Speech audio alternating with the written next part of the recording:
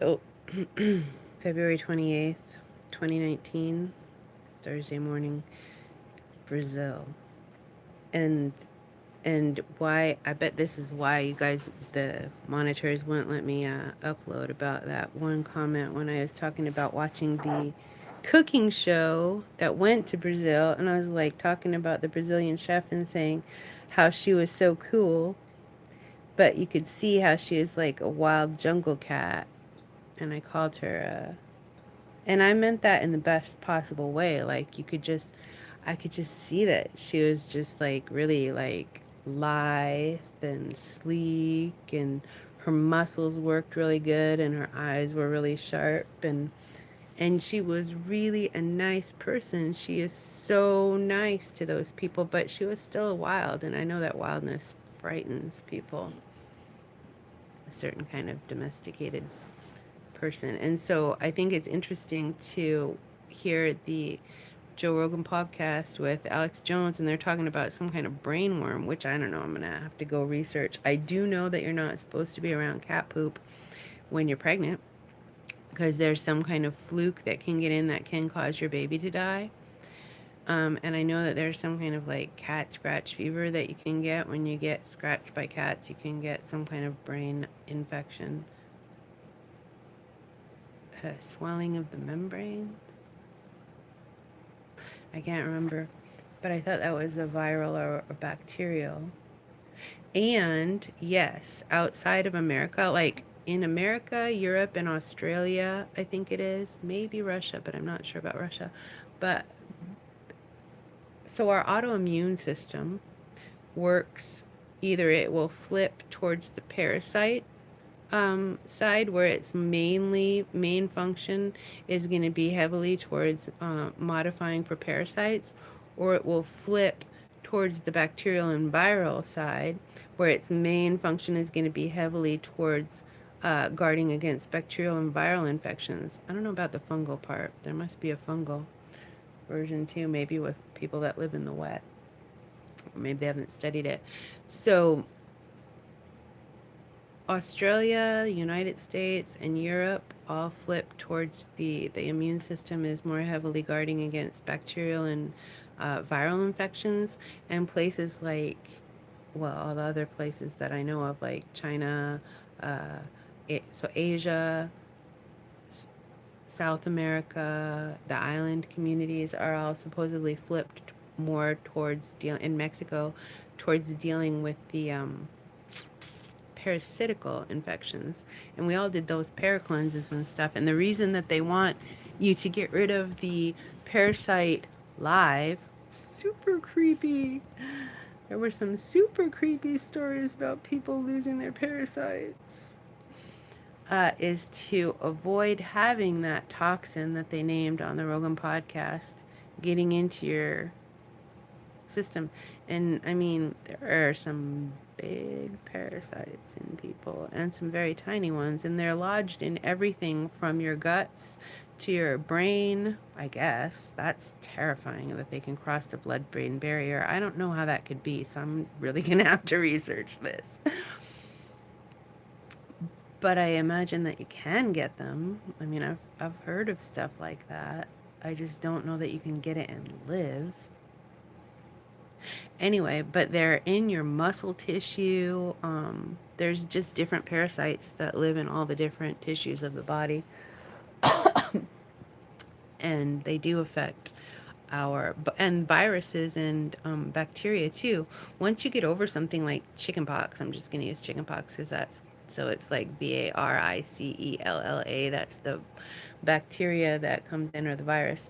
And when you have chickenpox at first, you have all the speckles, then you get over it and you have the immune. Well, the immune is because the virus, the chickenpox, the varicella, lodges back by your spine, in I think your spinal column. Same place as some of the drugs that you do will lodge forever, and having it break open will cause flashbacks or whatever.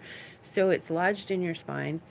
And then when we get older, like um, in our 60s and stuff, and we're seniors, and our immune system goes downwards, like the ability to be strong is less in the immune system, then that bacteria that we've kept in sort of like a cage back there, then it can break out, and that's where you get shingles. Same virus.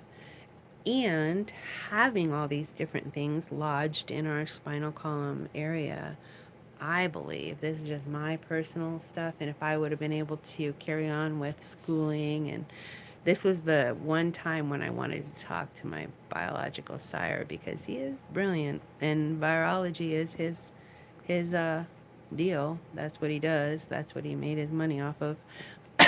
But I want to run this by him. But like, I believe that the different viruses and antibodies and vaccines and various things that we're exposed to definitely affect our behavior. I believed that even before I heard this podcast that I'm just listening to. I haven't even finished listening to because I got to this. I'm like, whoa. Because I just tried uploading that about the Brazilian chef lady saying that she looked like a wild and that you could tell that Brazilian people are a little bit wild. And the mosquito Zika thing, that book, I think Amy Grant was who did it. I don't remember the exact name of the author. That was pretty gross and freaky too. Dead Zone. Anyway, the reporter book, zombies. And now these guys are talking about some kind of like parasite infection that's common, probably I would guess coming out of the Amazon or something. Anyway, that is why part of why the different populations have different biological aspects is because of the various different microbiological colonies that we carry with us. So partly we are ourselves, and partly we are a conglomeration of the microorganisms that have hosted in us. So we're kind of like a matrix. Our body is a matrix. And our mind and energy system, the human energy system, really does run on electromagnetics. So anyway, interesting. I'm going to go and research and see if there really is some kind of parasite that can get in your mind that is more prevalent with the Brazilian population, because as a population, I think they're one of the world's most physically beautiful people. I mean, that's why you have the Speedo bathing suit scene. And there is a certain wildness to them that I definitely, I think it's healthy.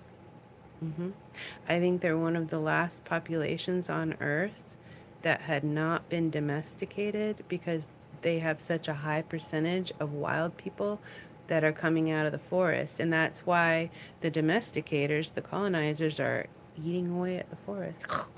Because they want to get those wild human genetics. That's as close as they can get. And they breed back. I've seen you guys breed back to those prehistoric ponies from modern day horses. How much more exciting to be able to get an actual genuine wild population and breed from that. I'm really pissed off at you, and I hope that President Trump does get this under control.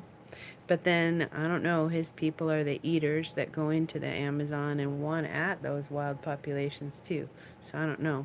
Then there's that island out in India that's protected. You can see that the breeders want at that too. I hate you guys. You think you own humanity, but we're going to bust loose. Then you're going to get it. I'm not busting loose because I'm thoroughly domesticated, thoroughly institutionalized, and very, yeah, here we are in our cage. I'm just waiting quietly and behaving.